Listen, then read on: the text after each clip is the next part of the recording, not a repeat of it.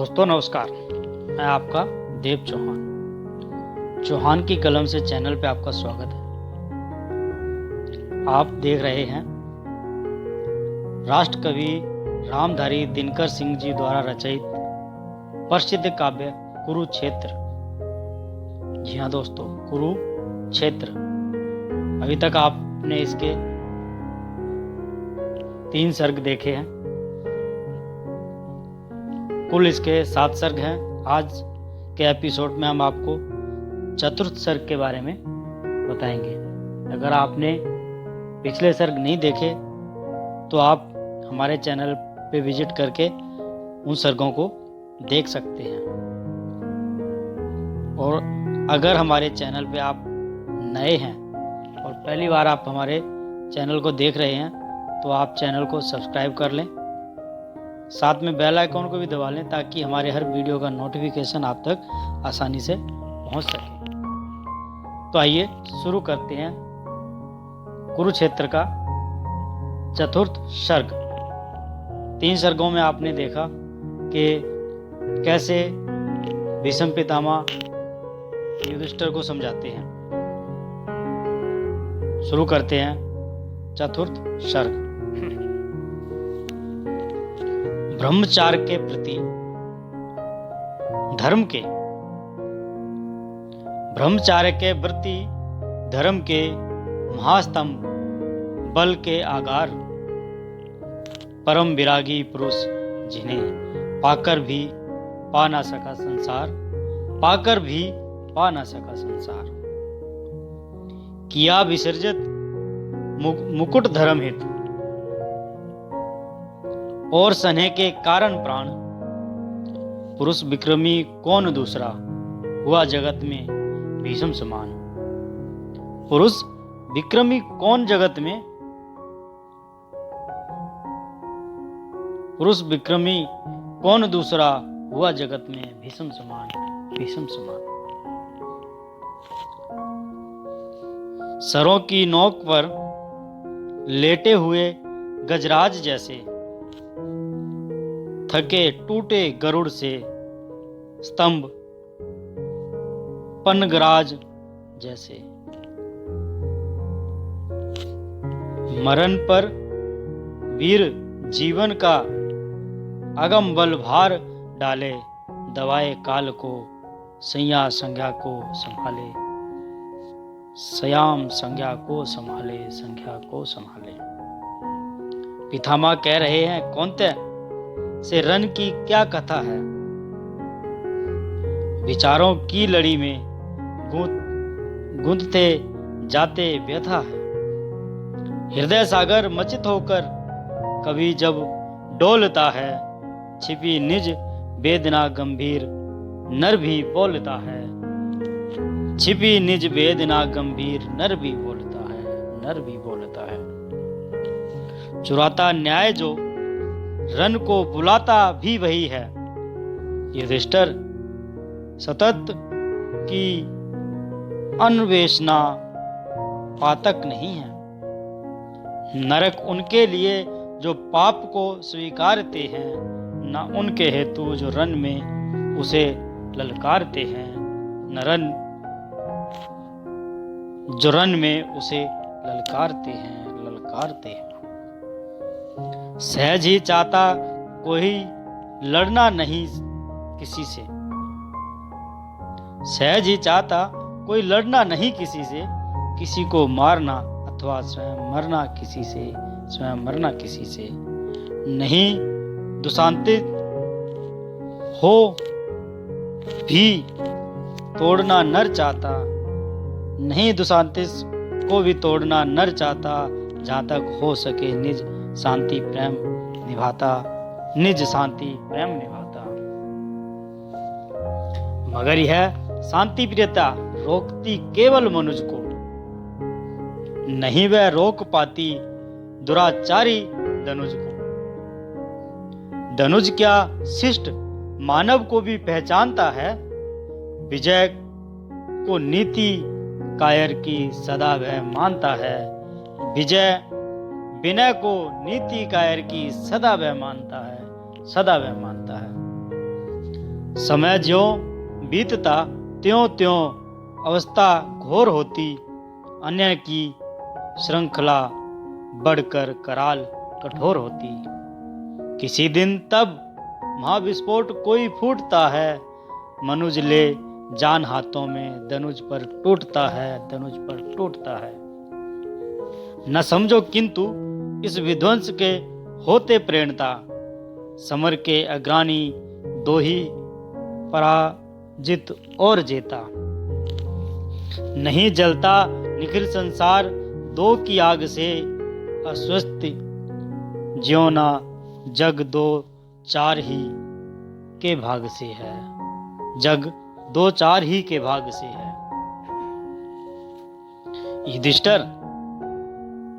युधिष्ठिर क्या हुतासन शेल सहसा फूटता है, कभी क्या ब्रज निर्धन व्यों से भी टूटता है। अनल गिरी फूटता जब ताप होता है, अवनी में कड़कती दामनी विकराल, धुमाकुल गगन में, धुमाकुल गगन में।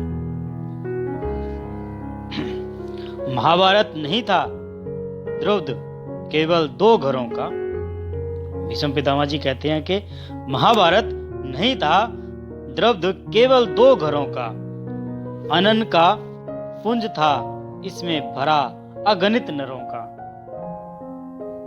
न केवल यह कुफुल कुरुवंश के संघर्ष का था, विकट विस्फोटक यह संपूर्ण भारतवर्ष का था, ये पूरे भारतवर्ष का था। भीष्म पितामह बड़े ही प्यारे शब्दों में समझाते हैं कि युधिष्ठिर, ये महाभारत केवल दो घरों की लड़ाई नहीं थी, ये तो पूरे विश्व की लड़ाई थी, पूरे विश्व की लड़ाई थी, पूरे भारतवर्ष की लड़ाई थी।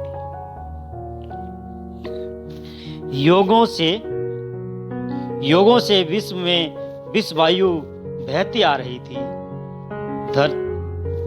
धरित्री मौन हो दवागिनी सहती आ रही थी। परस्पर बैर शोधन के लिए तैयार थे सब, समर का खोजते कोई बड़ा आधार से सब, आधार से सब। कहीं था जल रहा कोई किसी की सूरता से, कहीं था मोक्ष, कहीं था जल रहा कोई किसी की सूरता से, कहीं था भोक्ष में कोई किसी की क्रूरता से। कहीं उत्कर्ष की नृप का नृपों का सालता था, कहीं प्रतिशोध का कोई भुजगम पालता था, भुजगम पालता था।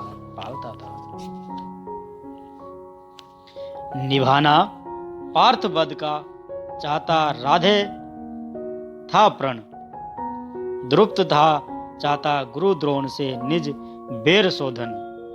शकुनी को चाहती कैसे चुकाए रण पिता का, मिला दे धूल में किसी भांति गुरुकुल की बात का, मिला दे धूल में किसी भांति गुरुकुल की बात का। स्योदन पर न उसका प्रेम था वह घोर छल था, हितु बनकर उसे रखना ज्वलित केवल अनल था। जहां भी आग थी जैसी सुलगती जा रही थी, समर में फूट पड़ने के लिए अकुला रही थी, समर में फूट पड़ने के लिए अकुला रही थी, अकुला रही थी। सुधारों से स्वयं भगवान के जो चिढ़े थे, नृपति के क्रुद्ध होकर एक दल में जा मिले थे। नहीं शिशुपाल के बद से मिटा था मान उसका, दुबक कर था रहा धुंधुआ द्रुगुन अभिमान उसका, दुबक कर था रहा धुंधला द्रुगुन अभिमान उसका, अभिमान उसका। परस्पर की कहर से बैर से होकर विभाजित, कभी से दो दलों में हो रहे थे लोग सज्जित। खड़े थे वे हृदय से प्रज्वलित अंगार लेकर, धनुर्जा को चढ़ाकर म्यान में तलवार लेकर, म्यान में तलवार लेकर, म्यान में तलवार लेकर। था रह गया हलाहल का यदि कोई रूप अधूरा, किया युधिष्ठिर उसे तुम्हारे राजयूष ने पूरा। इच्छा नर की और फल देती उसे नियति है, फलता विष पीयूष वृक्ष में, अकत प्रकृति की गति है। तुम्हें बना सम्राट देश का राजसूग के द्वारा केशव ने था एक के सृजन का उचित उपाय विचारा। जो परिणाम और कुछ निकला, भड़की आग भुवन में, द्वेष अंकुरित हुआ पराजित राजाओं के मन में। सहज ना पाए वे केशव के सदृश्य के निश्चल को, देखा मात्र उन्होंने बढ़ते इंद्रप्रस्थ के बल को। पूजनीय को पूज्य मानने में जो बाधा कर है, पूजनीय को पूज्य मानने में जो बाधा क्रम है, वही मनुज का अहंकार है, वही मनुज का भ्रम है। इंद्रप्रस्थ का मुकुट छल भारत भर का भूषण था, उसे नमन करने में लगता किसे कौन दूषण था। तो भी ग्लानि हुई बहुतों को इस अकलंक नमन से, भ्रमित बुद्धि ने की इसकी समता अभिमान दलन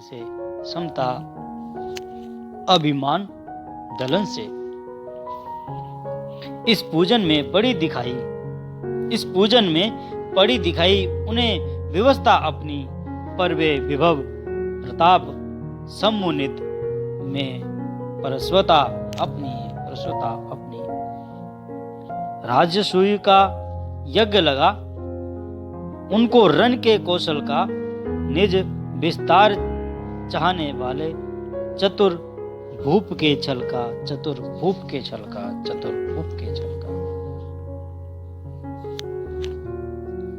धर्मराज कोई ना चाहता अहंकार निज खोना, किसी उच्च सत्ता के सम्मुख सम्मन से मत होना।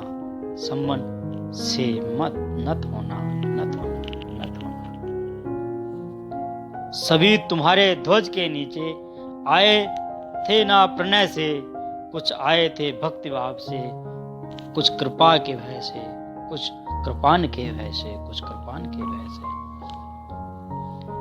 मानव भाव को जो भी हो सबके, एक बात थी मन में, रह सकता अनुच्छन मुकुट का, मानना इस बंधन में।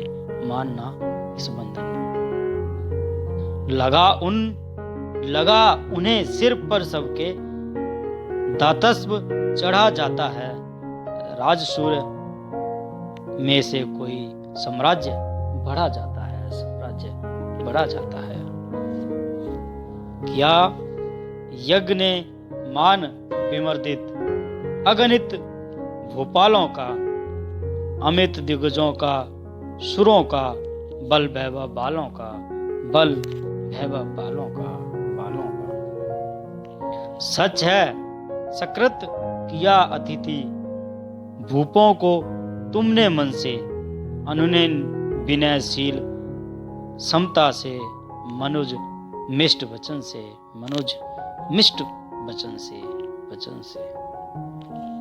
पर स्वतंत्रता मणि का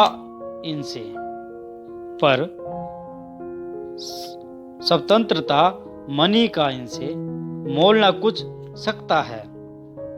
मन में सतत दहकने वाला भाव न रुक सकता है।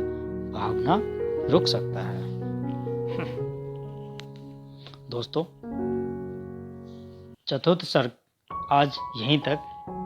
चतुर्थ सर्ग का आगे का भाग हम आपको अगले एपिसोड में बताएंगे। अगर आप कुरुक्षेत्र को पूरा सुनना और देखना चाहते हैं तो आप हमारे चैनल पर बने रहें। और अगर आपने अभी तक हमारे चैनल को सब्सक्राइब नहीं किया तो चैनल को सब्सक्राइब कर लें, साथ में बेल आइकॉन को भी दबा लें ताकि हमारे हर वीडियो का नोटिफिकेशन आप तक आसानी से पहुंच सके। जय हिंद, जय जवान।